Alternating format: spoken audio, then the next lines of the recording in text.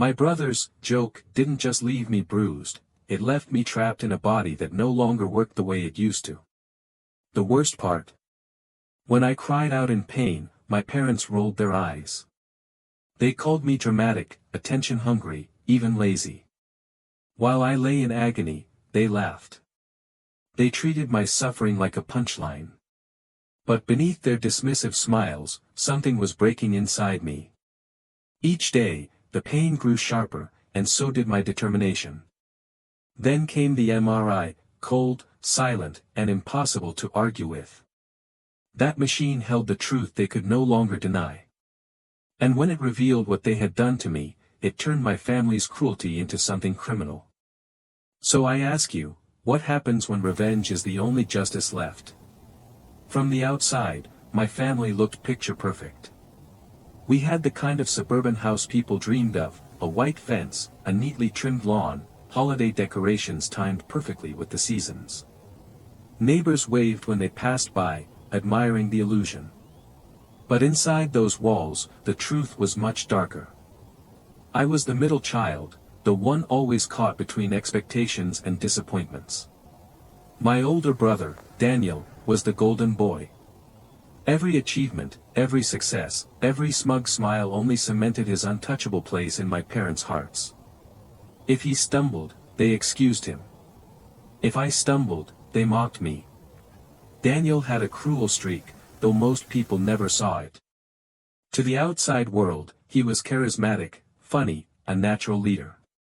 But when the doors closed, his jokes turned into weapons, and I was always his favorite target. He called it teasing. I called it torment. The problem was, my parents sided with him every single time.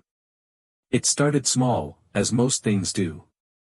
Missing homework I knew I'd finished. Personal belongings mysteriously disappearing. Bruises I couldn't explain after he accidentally pushed me a little too hard. I tried to speak up, but my words always fell flat. "Stop being so sensitive," my parents would say. "Daniel's just playing around. Toughen up." So I learned to keep quiet. To swallow the pain, the frustration, the feeling of being invisible in my own home. But silence doesn't erase suffering, it buries it, letting it grow like a shadow that stretches longer each day. Daniel thrived on that silence. He tested boundaries the way some kids tested the limits of video games. How far could he go before anyone noticed?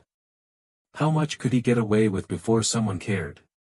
With our parents blind to his cruelty, the answer was simple: he could do anything. I spent my teenage years trying to disappear. If I was invisible, maybe I wouldn't be his target. Maybe I could slip through the cracks of his relentless games. But Daniel didn't like to be ignored. He wanted a reaction.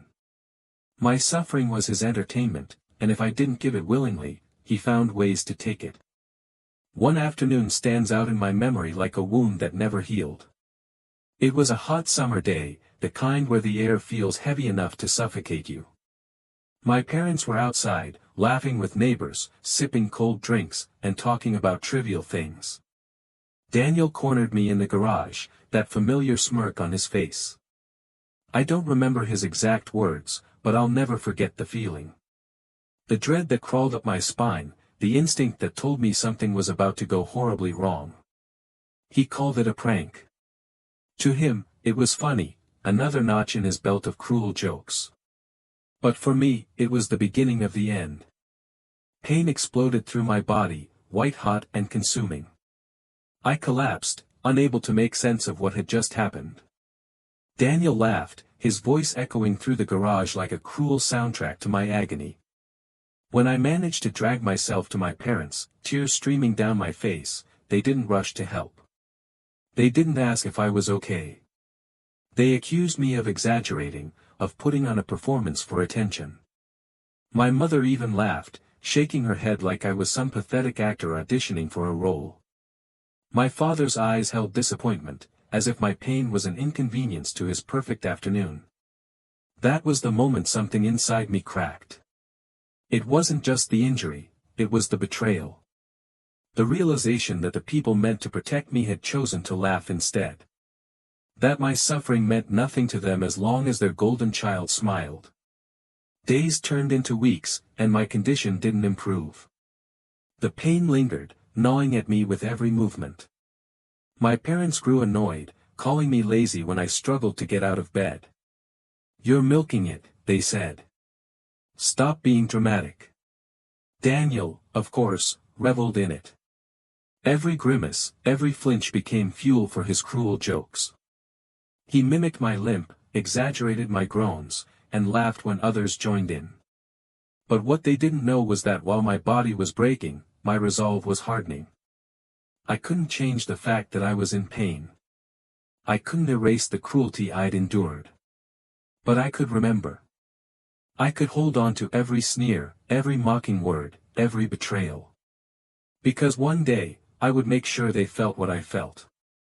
The MRI came later, cold, sterile, merciless. As I lay inside that humming machine, I knew the truth was finally within reach. No amount of laughter or dismissal could erase what it would reveal. And when the results came, they shattered the fragile illusion my parents had built around Daniel's innocence. The images showed the damage, undeniable and irreversible. It wasn't just a prank gone wrong. It was violence. It was negligence. It was criminal. And in that moment, I realized the balance of power had shifted. For the first time, I wasn't the helpless victim. I held the weapon, the truth. And I was going to use it. But revenge isn't born in an instant. It grows slowly, like a fire smoldering beneath the surface. And as I stared at those MRI scans, the flames inside me roared to life. This wasn't just about justice anymore. It was about payback. It was about making them understand the depth of the pain they had caused. What they didn't know, what they couldn't possibly see, was that their laughter had lit the fuse. And once it burned through, nothing would ever be the same. The scans sat on the table like silent witnesses, proof etched in black and white. I stared at them, a strange mixture of relief and rage twisting inside me. For the first time, I had undeniable evidence that something terrible had happened, not an overreaction, not melodrama, not laziness. The images were a confession my brother could never laugh away, and my parents could no longer dismiss. But when the doctor explained the results, my parents didn't gasp in horror. They didn't cry or apologize. They shifted uncomfortably, eyes darting anywhere but mine. My mother pursed her lips, as though the diagnosis were an inconvenience to her daily routine. My father sighed, heavy and impatient, like someone forced to sit through a lecture they didn't believe in. Daniel wasn't in the room, but I could already imagine his smirk. I knew him too well. To him, the scans would mean nothing. He would twist them into a joke, claim I was milking my injury for attention. And with my parents already looking for ways to minimize the truth, he would find fertile ground for his cruelty. And that's exactly what happened. When we returned home, I heard them whispering behind closed doors. Words like exaggeration and overblown drifted down the hallway. By dinner, Daniel had already turned the news into a comedy routine. He hunched over dramatically, dragging one leg across the kitchen floor, moaning like a bad actor in a school play. My parents chuckled, and in that moment, the last fragile piece of trust one had in them shattered. The pain in my body was relentless.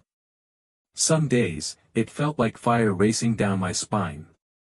Other days, it was a dull, crushing weight that left me breathless. But the physical agony was nothing compared to the emotional torture of being trapped in a family that not only failed to protect me but mocked my suffering.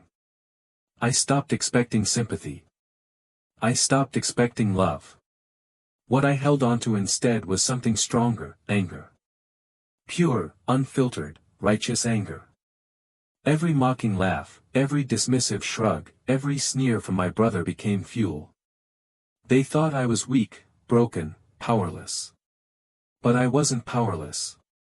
I had the truth, and the truth is the sharpest blade of all. Still, I knew I couldn't strike too soon. Revenge requires patience, precision. Like a chess game, every move has to be calculated. One wrong step, and they'd twist it back on me, painting me as the ungrateful, unstable child. No, I had to wait. I had to let them dig their own graves, one cruel act at a time. The weeks that followed were some of the darkest of my life. School became unbearable. Daniel spread rumors, mocking my condition to anyone who would listen. He called me the cripple, the faker, the drama queen. His friends joined in, their laughter echoing through the hallways like a chorus of cruelty. Teachers looked the other way, some even rolling their eyes when I struggled to keep up. I was isolated, ridiculed, dismissed. But instead of breaking me, it forged me into something harder. Late at night, when the house was quiet, I would replay everything in my mind. The prank that had ruined my body. The laughter that followed. The MRI results. Their denial. Their cruelty. I would lie in bed, staring at the ceiling, imagining the moment when it would all turn back on them. The day they would face the truth they had buried under years of favoritism and lies. I started documenting everything. Every insult, every act of neglect, every cruel joke. I kept a notebook hidden beneath my mattress, filled with details that might seem insignificant to anyone else but to me were pieces of a puzzle. I saved messages, recorded moments, even snapped photos when I could. Evidence. Proof. Ammunition.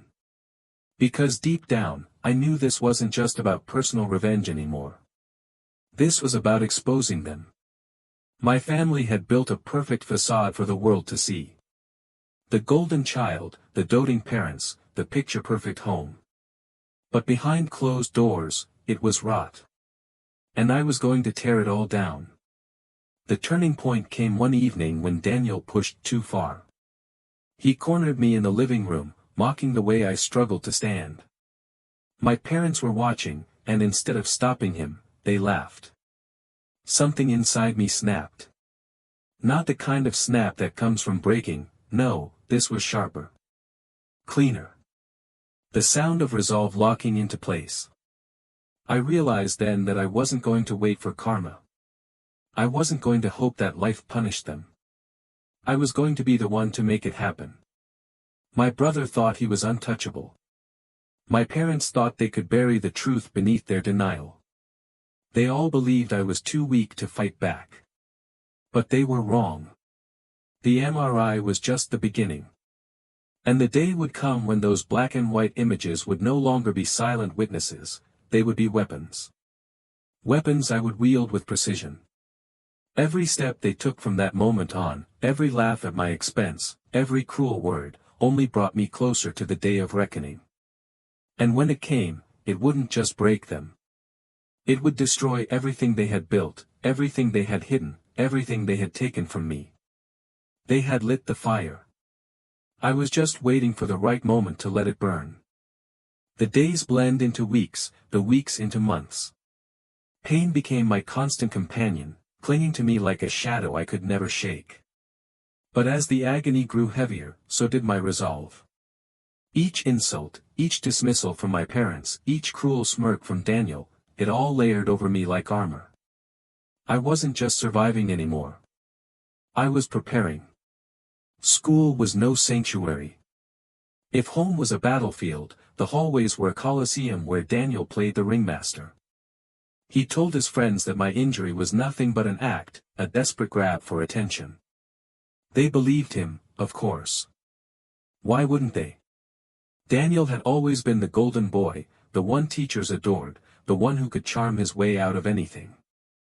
I became the butt of jokes whispered loudly enough for me to hear. Laughter echoed whenever I limped past. Some even mimicked the way I moved, dragging their legs across the floor like grotesque caricatures. Every day felt like walking into an arena where the audience cheered for my humiliation. I tried to tell myself it didn't matter, that one day their laughter would choke in their throats. But in those moments, with eyes burning and heart pounding, I felt every ounce of that cruelty carved deeper into me. And still, I stayed silent. Because silence, I learned, was not weakness. It was strategy.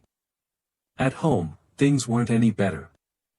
Daniel thrived under the roof of denial my parents had built. He'd shove past me in the hallway, accidentally knock things from my hands, trip me when no one was looking. When I cried out, he smirked. When I complained, my parents scolded me for provoking him. "You're always starting something," my mother would say. "Stop exaggerating," my father would add. Their words became as painful as the injury itself, slicing through me with cold precision. They weren't just ignoring my suffering, they were complicit in it. Family gatherings were the worst. Surrounded by relatives, my parents played their roles to perfection. Smiling, proud, boasting about Daniel's achievements. When the conversation turned toward me, they brushed it off with dismissive jokes. "She's a little dramatic," they'd say with a laugh. "Always has been." Daniel would grin, basking in their approval, and I would sit there, silent, swallowing my humiliation along with my tears. But while they polished their perfect facade for the world, I was tearing it apart in secret. The notebook under my mattress grew thicker with each passing day. Every incident, every cruel word, every moment of neglect was carefully recorded. Screenshots of texts where Daniel mocked me, photos of bruises, even voice recordings of my parents dismissing me, it all became evidence. I wasn't just keeping a diary. I was building a case.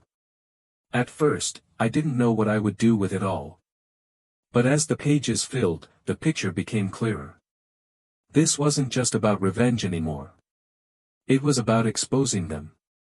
Dragging their cruelty out into the light where it couldn't hide behind laughter or excuses. Daniel didn't know it, of course. To him, I was still the weak, broken sibling he could torment without consequence. He thought his throne was secure, his crown untouchable. But he didn't realize the foundation beneath him was crumbling, and I was the one shaking it. The escalation came slowly, like storm clouds gathering on the horizon. Daniel grew bolder, crueler, pushing the limits of what he could get away with. One evening, he locked me out of the house as a joke, leaving me struggling on the porch in the pouring rain until my parents returned. They laughed when they found me soaked to the bone, calling me careless for not bringing a key. Another time, he tripped me deliberately on the stairs. Pain shot through my already fragile body, and for a terrifying moment, I thought I wouldn't be able to get back up. My parents rushed over, not to help me, but to scold me for being clumsy. Daniel watched, smirking from the top of the staircase. Each incident added fuel to the fire burning inside me. Each dismissal hardened my resolve. And then, the opportunity presented itself. The doctor's words echoed in my mind, "The damage is severe, and the scans don't lie." Those scans were more than medical images, they were irrefutable proof. Proof my parents wanted to bury. Proof Daniel wanted to mock. Proof I could use. I began to plan. Not in wild fantasies or vague dreams, but in cold, calculated steps. Revenge wasn't going to be a single act of rage, it was going to be systematic. Meticulous. Devastating. I researched quietly, late at night, the glow of my phone illuminating the determination on my face. I learned about legal rights, about the consequences of negligence, about how evidence like mine could unravel even the most carefully curated image of a perfect family. But it wasn't enough to destroy them publicly. I wanted them to feel it. I wanted them to taste the same humiliation, the same dismissal, the same agony they had forced on me. And so, I waited. I gathered. I prepared. Every laugh became another nail in their coffin. Every cruel word, another crack in their armor. Every dismissive glance, another reason to sharpen the blade I was forging in silence. They thought they had won. That their golden child would always shine while I faded into the shadows. But shadows can be dangerous. Shadows can consume. And one day soon, those shadows would rise, and when they did, my family would finally learn the price of betrayal. The silence of my room had become a weapon. Every night, while my family slept in the comfort of their ignorance, I sharpened my plan. The notebook beneath my mattress was no longer just pages of pain, it was an arsenal. Photos. Messages. Recordings. The MRI scans. Each piece was a blade, and together they formed something unstoppable. I knew timing was everything. Strike too early, and they'd twist it into another act of drama. Wait too long, and the pain might swallow me whole. But when Daniel escalated his cruelty yet again, I knew the moment had arrived. It was a Saturday afternoon. We were at a family barbecue, relatives buzzing around, laughter rising like smoke from the grill. Daniel had an audience, and he loved nothing more than performing. He mimicked me again, dragging his leg, groaning in exaggerated agony, the crowd erupting in laughter. My parents beamed, proud of their golden boy's humor, while I stood there, humiliated, every nerve in my body screaming. But this time, I didn't cry. I didn't beg. I smiled. Because what they didn't know was that I had already set everything in motion. The first domino had fallen days earlier when I emailed copies of my MRI results and recordings to a trusted teacher at school, the only adult who had ever looked at me with genuine concern. She was shocked, horrified. I told her everything, and for once, someone believed me. She connected me to a child welfare officer, and soon, the investigation quietly began. But I didn't stop there. No, revenge had to be bigger. It had to be personal. I uploaded a video, unlisted at first, compiling the evidence I had gathered. Daniel mocking me on camera, the bruises, the screenshots of his texts, the recordings of my parents dismissing my pain, and finally, the cold, undeniable MRI scans. I paired it with a voiceover, steady and clear, narrating the truth they had tried so hard to bury. And then, with one click, I sent the link to every relative, every teacher, every family friend who thought we were the perfect household. By the time the barbecue laughter reached its peak, phones began buzzing. Relatives checked their messages, their expressions shifting from confusion to horror. One by one, eyes turned toward my family. Daniel's smirk faltered, my mother's smile froze, my father's face darkened with panic. The whispers spread like wildfire through the crowd. I stood in the middle of it all, my heart pounding, but my voice steady when I finally spoke. Do you still think I'm being dramatic? The silence that followed was deafening. That night, the storm truly broke. Relatives confronted my parents, their disgust plain. Old friends texted me, offering support. Teachers who had ignored my pain now scrambled to cover themselves. Daniel, furious and humiliated, screamed at me, but his words carried no power anymore. Not with the truth laid bare for the world to see. And then the investigators arrived. Questions. Files. Evidence. My parents' smug facade crumbled under the weight of official scrutiny. Daniel tried to laugh it off, calling me bitter, jealous, crazy. But the recordings didn't lie. The bruises didn't lie. The MRI scans didn't lie. For the first time, they were powerless. Watching them squirm, deny, and flail as the truth tightened around them was intoxicating. My father's booming confidence reduced to stammering excuses. My mother's sharp tongue dulled into whispers of shame. Daniel's arrogance shriveled into wide-eyed fear. The very people who had dismissed my suffering now found themselves trapped in it. But I wasn't finished. I leaked the video publicly. Within hours, it spread across social media. Strangers who had never known me rallied to my side, their outrage amplifying my voice. My family's perfect image was shattered, their reputation in ashes. My parents' jobs were jeopardized, their friends vanished, their neighbors whispered behind their backs. Daniel's golden boy shine dulled into infamy, his name now synonymous with cruelty. At school, whispers followed him through the halls. Once adored, he was now ridiculed. Students played clips of him mocking me, laughing not with him but at him. Teachers treated him like a contagion. His friends vanished overnight, unwilling to be seen near the boy whose prank had crippled his own sibling. At work, my father faced disciplinary hearings. His bosses questioned how a man trusted with responsibility could allow his own child to be neglected so cruelly. My mother, who had always boasted of her social circle, now found every door closed, every invitation revoked. The masks they wore for years were torn away, leaving only raw, ugly truth. And the law didn't stay silent either. The child welfare investigation grew teeth. Neglect. Abuse. Criminal negligence. My parents were summoned for questioning, their arrogance replaced with desperation. Daniel, though still a minor, wasn't spared either, his actions documented, his cruelty undeniable. The system they thought would protect them was now their executioner. The night before their first court appearance, I sat in my room, the glow of my laptop illuminating the walls. My video had crossed 1 million views. Messages flooded in, survivors of abuse, strangers who had endured the same dismissal, thanking me for speaking out. For once, I wasn't invisible. My pain had become a weapon, and it was tearing through the silence that once smothered me. But revenge is never clean. Some nights, I heard my mother sobbing behind her bedroom door. My father's voice, once thunderous, now cracked under the weight of desperation. Daniel's room was no longer filled with laughter and music but silence, heavy and suffocating.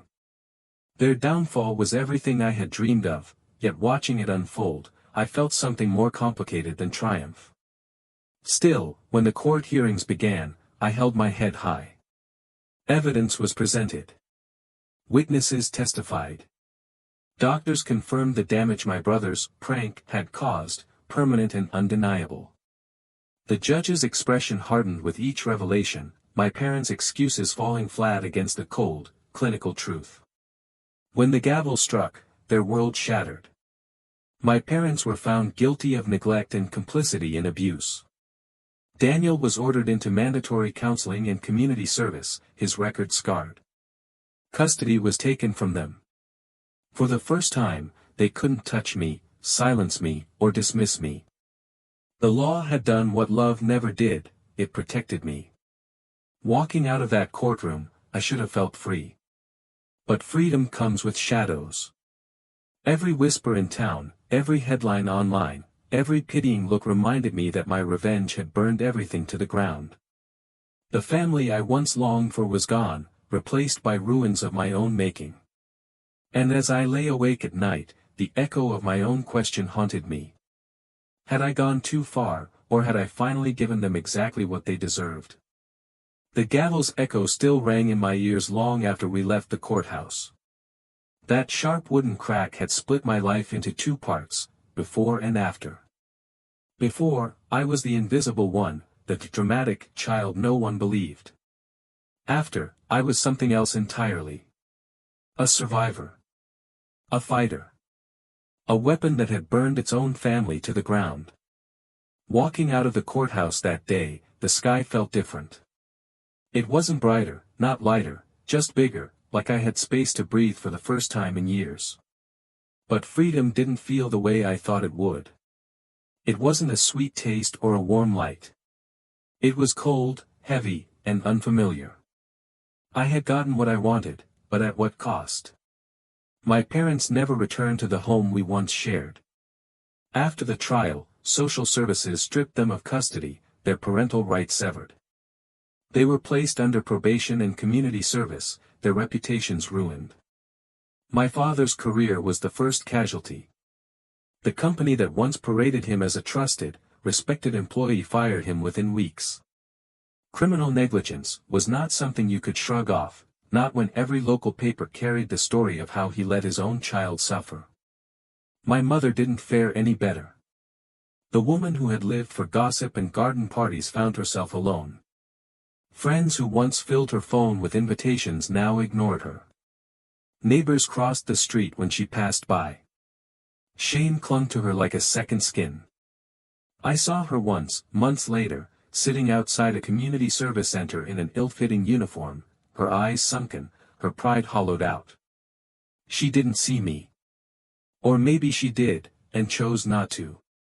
For the first time in their lives, my parents couldn't twist reality to suit their image. Their downfall was public, humiliating, and permanent. But Daniel, his collapse was the most brutal to witness. The golden boy was no more. His once loyal friends abandoned him overnight. Teachers who had laughed at his jokes now avoided eye contact, their guilt painted across their faces. At school, students whispered his name with disgust. Clips of him mocking my limp had been shared so many times that even strangers recognized him. He was no longer the star athlete, the funny brother, the pride of the family. He was a cautionary tale, a punchline of cruelty. The court ordered him to counseling and community service, but punishment alone wasn't enough to save him from the social exile that followed. I would sometimes pass him in the hallway, his shoulders hunched, eyes hollow. He looked smaller somehow, not just in stature but in spirit. The swagger was gone. The cruelty was muted. What remained was a shell of the boy who once delighted in breaking me. And though a part of me wanted to savor that, wanted to drink in his humiliation, another part of me wondered, had I killed something in him that couldn't be rebuilt? For me, life didn't snap into place like I expected. Revenge wasn't a magic key that unlocked happiness. It was a storm, and storms don't leave without leaving wreckage behind. I was placed with a foster family. They weren't perfect, but they were kind. For the first time, I had meals without tension, nights without screaming, mornings without dread. My foster mother encouraged me to keep journaling, but now the pages weren't filled only with anger, they were filled with possibilities. Therapy became part of my routine, and slowly, the heaviness in my chest began to shift. But healing wasn't linear. There were nights when I woke up in a cold sweat, hearing Daniel's laughter echoing in my head. Days when I caught myself questioning if I had gone too far. After all, I had destroyed them. My parents. My brother. Our family. Did they deserve it? Yes. But did that make me a monster too? The messages online only deepened the conflict. Thousands of strangers praised me as brave, a warrior, a hero for exposing abuse. But a smaller, louder group called me vindictive, cruel, attention-seeking. They said I should have forgiven, that I had ruined my family out of spite. Their words dug into my skin, reopening wounds I thought had healed. It was strange, how even when the truth was undeniable, people still found ways to dismiss my pain. It was the same dismissal, just wearing different clothes. The story didn't just stay within our walls, it rippled outward, touching everyone who had once been part of our lives. My relatives were split down the middle. Some supported me, horrified that they hadn't seen what was happening sooner. Others cut ties completely, accusing me of airing family business to the world, tarnishing our name. At school, teachers walked on eggshells around me, afraid of being recorded, afraid of ending up in another video. Some treated me with newfound respect, others with quiet resentment. I had power now, but it was a double-edged sword. The community changed too. Our neighbors whispered, not about my limp anymore, but about the scandal that had swallowed us whole. Strangers recognized me on the street. Some offered comfort. Others stared like I was a character in a story they had consumed, not a person still living it. My revenge had freed me, but it had also chained me to the very thing I wanted to escape, my pain. It's a strange thing, watching people pay for what they did to you. I thought it would be like drinking cool water after years in a desert. Instead, it was like swallowing fire, satisfying at first, but leaving scars behind. There was satisfaction in knowing my parents couldn't hurt me anymore, in watching Daniel's arrogance collapse. But there was also grief. Grief for the family I had wished for but never had. Grief for the version of me who just wanted to be loved, who thought maybe one day they would change. That version of me was gone, buried under the rubble of revenge. And yet, I didn't regret it. Because regret belongs to people who had another choice. And I never did. Months passed. My limp remained, a reminder carved into my body. But I stopped seeing it as a weakness. It became a scar, proof of survival. When I walked through hallways now, people didn't laugh, they parted. Some out of respect, others out of fear. Either way, I was no longer invisible. In therapy, I learned something that stuck with me: closure doesn't come when the other person apologizes. It comes when you decide the wound doesn't control you anymore. Revenge had given me power, yes. But healing was about reclaiming peace. I began to write again, not in secret notebooks but publicly, sharing my story with other survivors, building connections with people who understood. Each time someone messaged me saying, "Your story gave me courage," I felt the balance shift. My pain wasn't just destruction, it was also light. Still, when I think back to that moment at the barbecue, the silence after my question, "Do you still think I'm being dramatic?" I wonder if that was the true climax of my life. A moment of clarity, of power, of truth cutting through lies. And yet, power always comes with a cost. I lost my family. I lost the dream of what they could have been. I lost a part of myself to the darkness of revenge. But I gained something else: freedom, voice, survival.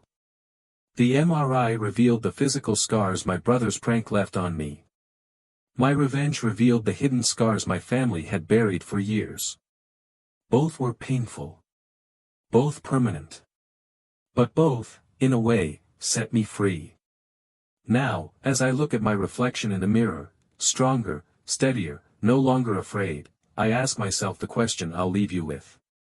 When justice feels like revenge, and revenge feels like survival, how far would you go if it were you?